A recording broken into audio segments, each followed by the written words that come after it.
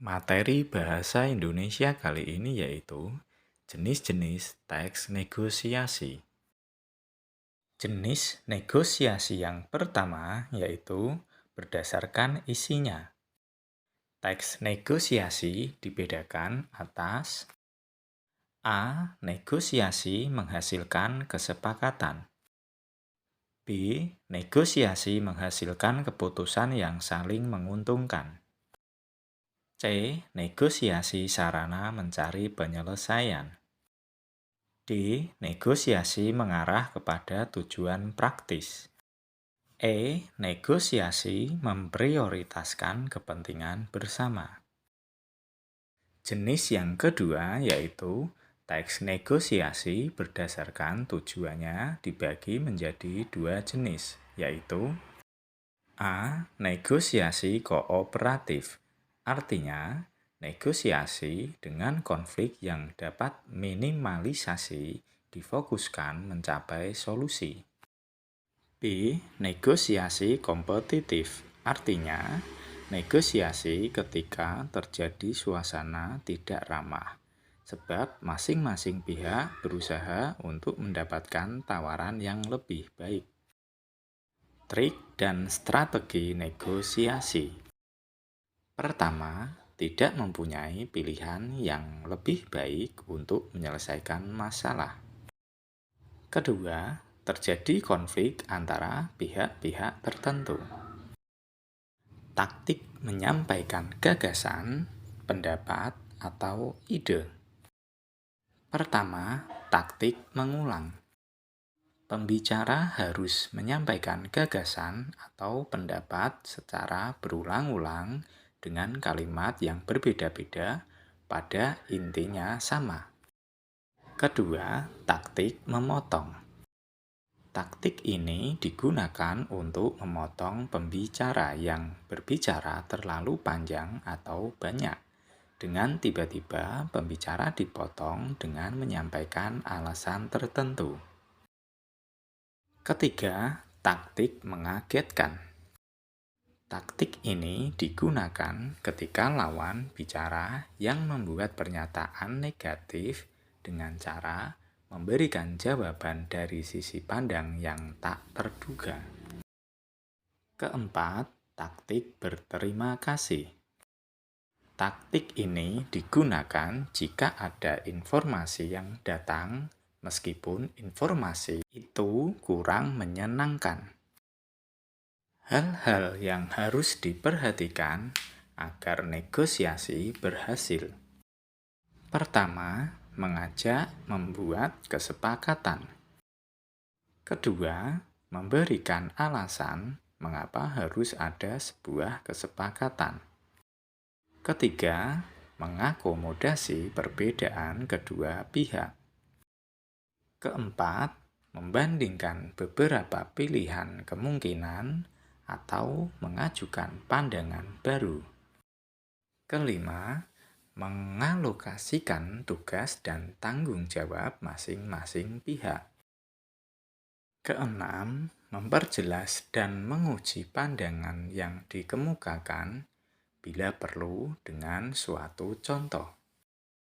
7. Mengevaluasi kekuatan dan komitmen bersama bila perlu dengan suatu kontrak perjanjian. 8. Menetapkan dan menegaskan kembali tujuan dari negosiasi. Ungkapan kesepakatan dalam teks negosiasi. Ungkapan kesepakatan adalah kata atau kalimat yang mengungkapkan makna bahwa masalah negosiasi telah selesai dalam mencapai kesepakatan. Syarat-syarat negosiasi. Pertama, dilakukan dengan santun. Kedua, tidak ada tekanan ataupun paksaan. Ketiga, saling menguntungkan kedua belah pihak. 4. Kesepakatannya bersifat praktis, bisa diterapkan. Faktor-faktor yang menentukan berhasilnya sebuah negosiasi. 1. Kesediaan semua pihak untuk berkompromi dengan pihak lain. Kedua, tidak ada pihak yang merasa dirugikan. Ketiga, kesepakatan yang dicapai bersifat praktis atau dapat dilakukan. Keempat, alasan yang disertakan mampu mempengaruhi pihak lain. Karakteristik negosiator yang baik. 1. Percaya diri. 2. Menghargai orang lain. 3. Menciptakan penampilan yang baik. 4. Dapat mengendalikan emosi. 5. Tidak merasa sempurna. 6. Ramah, sopan, simpatik, dan humor. 7. Selalu berpikir positif. 8. Sabar, ulet, dan tidak mudah putus asa. 9. Mencintai dan memiliki profesi yang ditekuni. Manfaat bila kita mau mengasah kemampuan negosiasi. Orang yang memiliki kemampuan negosiasi lebih mampu mengontrol situasi dirinya maupun bisnisnya. Negosiasi adalah cara yang lebih baik untuk mencapai solusi dibandingkan penyelesaian atau penuntutan secara hukum atau jalan damai, sering pula disebut dengan arbitrase. Membantu pihak-pihak yang terlibat untuk tidak hanya mencapai pemecahan masalah, namun juga mempertahankan dan meningkatkan relasi, reputasi, dan profesionalisme. Mengurangi stres dan frustasi yang biasanya terjadi akibat adanya konflik. Cara negosiasi yang efektif. Pertama, tuangkan dalam tulisan scripting. Negosiasi adalah sebuah aktivitas perusahaan yang serius dan membutuhkan perhatian, waktu, penelitian, serta perencanaan yang baik dan matang. Salah satu cara terbaik untuk perencanaan yang terkuat adalah membuat skrip.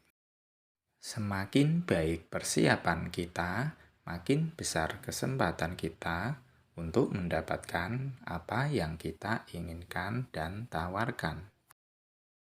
2. Buat kerangka atau framing. Kerangka adalah sudut pandang atau perspektif yang akan kita bawa dalam interaksi negosiasi.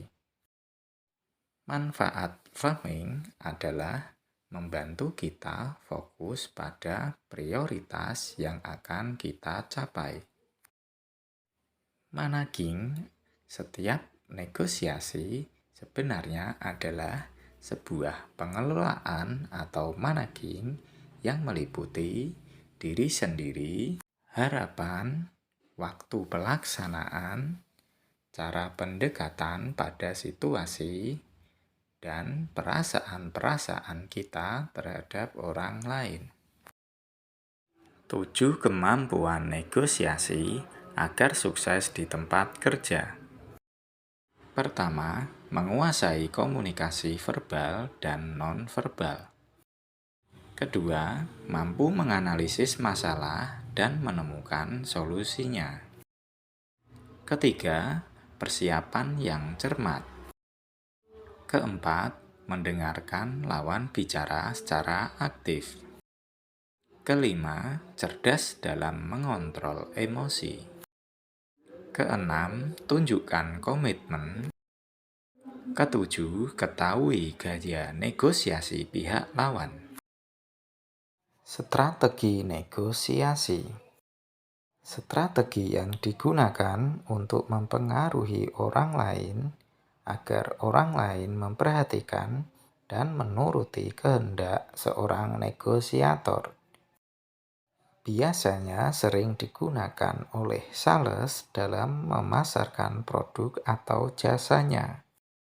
Strategi ini meliputi A. Asosiasi. Asosiasi memanfaatkan nama institusi atau produk yang sudah dikenal luas. B. Disasosiasi.